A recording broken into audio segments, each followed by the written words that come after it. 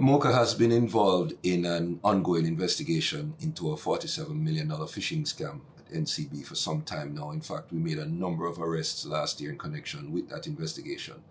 This morning at about 5 a.m., agents from MOCA with support from police officers from the St. Andrew North Division went to two locations, one in Portmore, St. Catherine, and the other one in Havendale, Kingston, in search of two suspects who we believe are part of an organized crime syndicate that's responsible for the theft.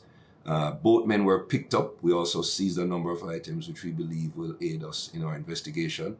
The men are expected to be charged later today, possibly later this week, and the investigations will continue. And we believe that there are numerous persons who are involved, and that's why I'm being very careful in what I divulge at this point.